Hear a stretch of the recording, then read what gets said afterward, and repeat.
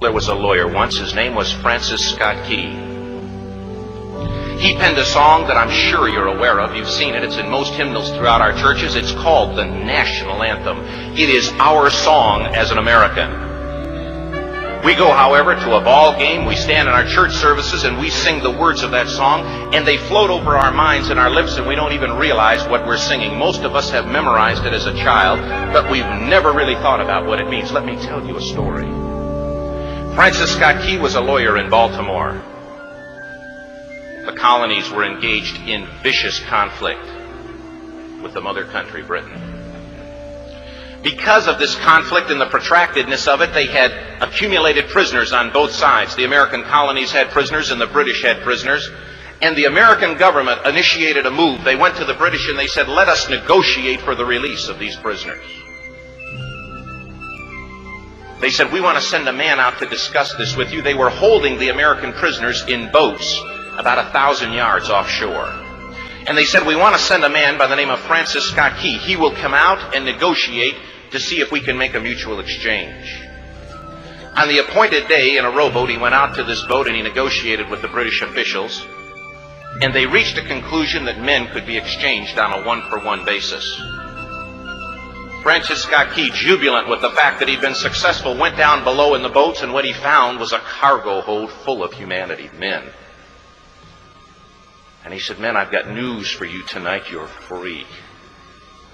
He said, tonight I have negotiated successfully your return to the colonies. He said, you'll be taken out of this boat, out of this filth, out of your chains. As he went back up on board to arrange for their passage to the shore, the admiral came and he said, we have a slight problem.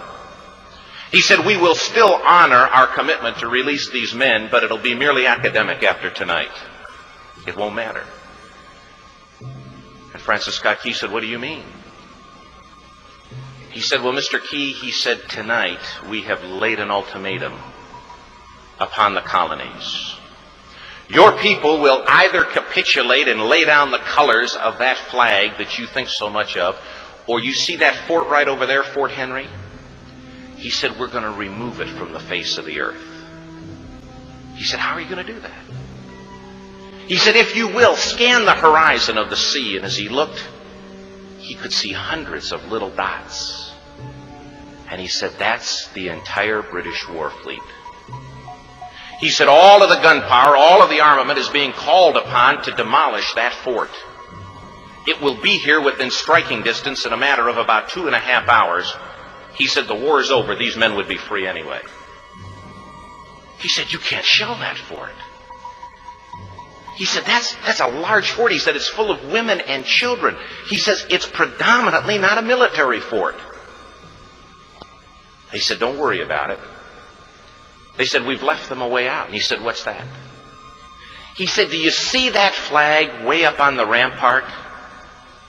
He said, we have told them that if they will lower that flag, the shelling will stop immediately.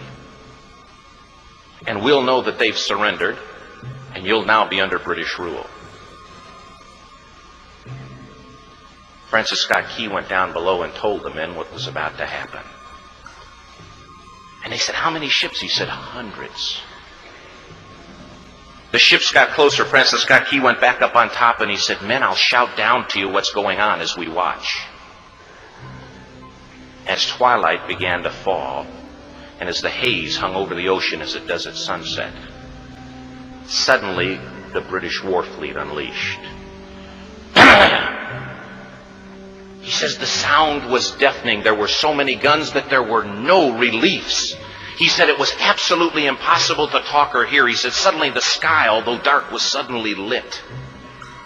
And he says from down below, all he could hear the men, the prisoners, saying was, tell us where the flag is. What have they done with the flag? Is the flag still flying over the rampart? Tell us. 1 hour, 2 hours, 3 hours into the shelling, every time the bomb would explode and it would be close to the flag, they could see the flag in the illuminated red glare of that bomb. And Francis Scott Key would report down to the men below, it's still up. It's not down. The admiral came and he said, your people are insane. He said, what's the matter with them? He said, don't they understand this is an impossible situation? Francis Scott Key said he remembered what George Washington had said. He said the thing that sets the American Christian apart from all other people in the world is he will die on his feet before he'll live on his knees. The admiral said, we have now instructed all of the guns to focus on the rampart to take that flag down. He said, we don't understand something. Our reconnaissance tells us that that flag has been hit directly again and again and again, and yet it's still flying. We don't understand that. But he said, now we're about to bring every gun for the next 3 hours to bear on that point. Francis Scott Key said the barrage was unmerciful. All that he could hear was the men down below praying. The prayer, God, keep that flag flying where we last saw it. Sunrise came. He said there was a heavy mist hanging over the land, but the rampart was tall enough. There stood the flag, completely nondescript, in shreds. The flagpole itself was at a crazy angle, but the flag was still at the top. Francis Scott Key went aboard and immediately went into Fort Henry to see what had happened. And what he'd found had happened was that that flagpole and that flag had suffered repetitious direct hits. And when it had fallen, but men, fathers, who knew what it meant for that flag to be on the ground, although knowing that all of the British guns were trained on it, walked over and held it up humanly until they died. Their bodies were removed and others took their place. Francis Scott Key said what held that flagpole in place at that unusual angle were patriots' bodies. He penned the song, "Oh, say can you see by the dawn's early light what so proudly we hailed at the twilight's last gleaming? Or the rocket's red glare, the bombs bursting in air, gave proof through the night that the flag was still there. Oh, say, does that star-spangled banner yet fly and wave o'er the land of the free and the home of the brave?" The debt was demanded. The price, it was paid. Oh, say, can you see by the dawn's early light what so proudly we hailed at the twilight's last gleaming, whose broad stripes and bright stars through the perilous fight o'er the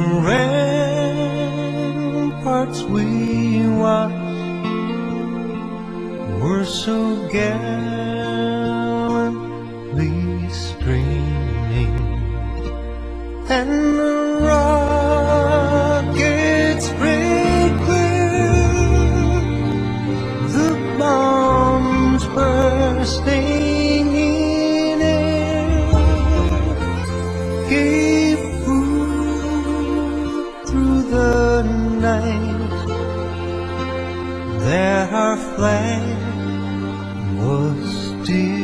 there. Oh, say, does that star-spangled banner yet wave o'er the land of the free and the home of the brave?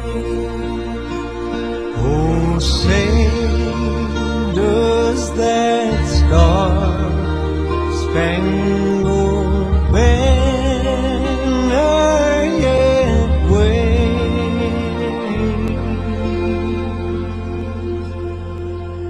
o'er the land of the free and the home of the brave?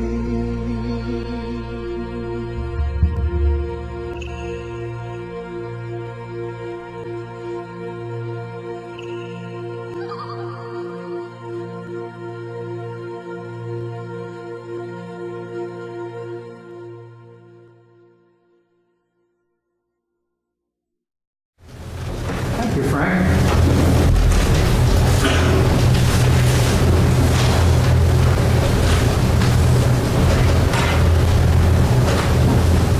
What I wanted to do was just give you a few housekeeping thoughts on Memorial Day, something that, some statistics that maybe you didn't know. Of course, it was always called Decoration Day, or it started out being called Decoration Day, and that's because after the Civil War, the ladies would go out on a certain day a year, and they would put flowers and flags by the soldiers that died in that war, etc.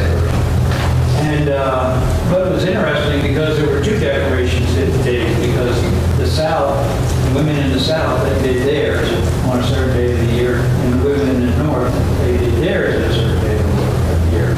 So eventually this continued until 1866, when the president decided Waterloo, New York would set the standard for it. And the standard was that there would be, of course, a parade, and there would be the decorating of the tombs, and the day would be called Memorial Day, and I'm sure there were hot dogs that day too. So anyway, that's how it kind of all got started. If you would, I also want you to be totally and completely familiar with exactly who it is and how many it is that we are honoring today. So if you turn over your bulletin on the back side, it gives those numbers in great detail. And I will tell you those numbers are accurate up to the first of this month. So there's also some interesting things about these numbers that you should know. Of course, you saw the clip, and the start was the Revolutionary War, when the colonies went to war with England, or maybe vice versa. England went to war with the colonies, wanting to take them over. But you see a tremendous amount of deaths down there under the Civil War. Now, it kind of makes sense, since this was Americans killing Americans, that they would have the highest count. But actually, it is not from bullets and bombs that the majority of these people died. When the Civil War was here, over half of the deaths to the military in the Civil War was by disease.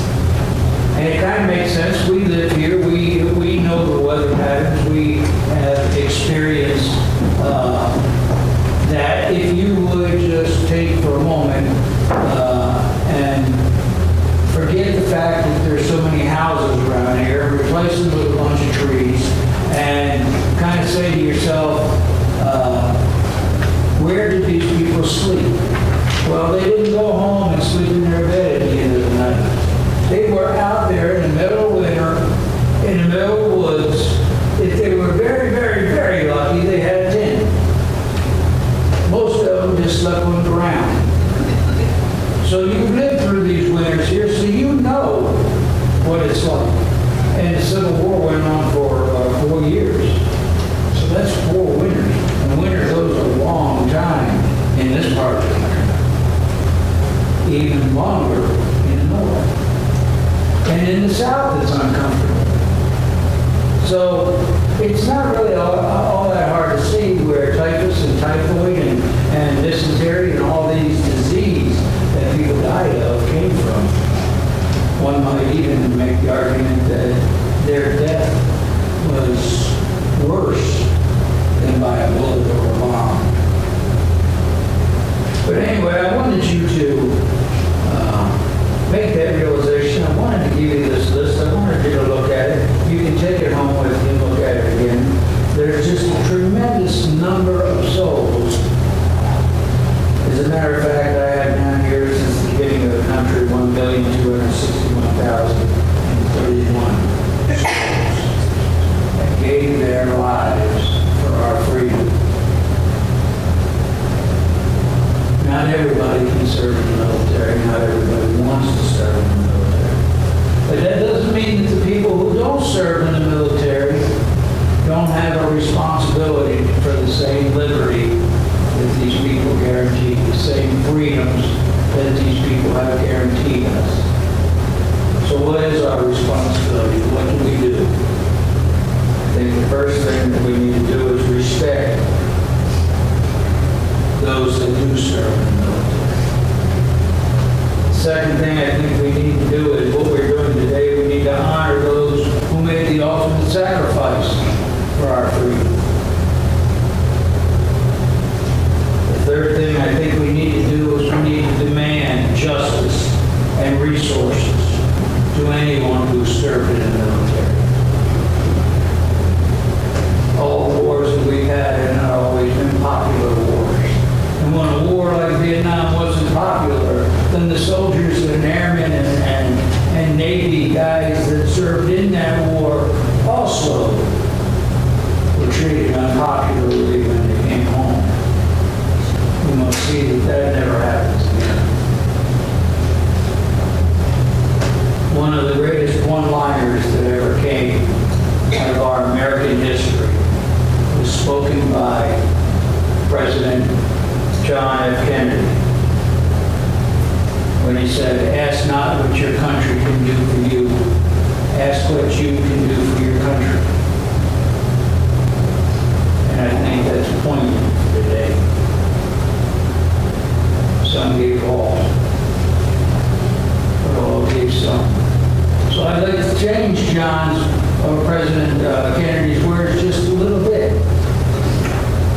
to apply to us Christians who have a responsibility to go out today, not only to honor those who have gone before us, but to honor those who did the fighting, because we too have a responsibility. So I'd like to change his words up just a little bit. Instead of saying, "Ask not what your country can do for you. Ask what you can do for your neighbor." Because that's the Christian response to our freedom. The fact that we can do for our neighbor. Put our neighbor above ourselves. So I'd like to finish this sermon and this series right now by asking you to stand one last time and paying tribute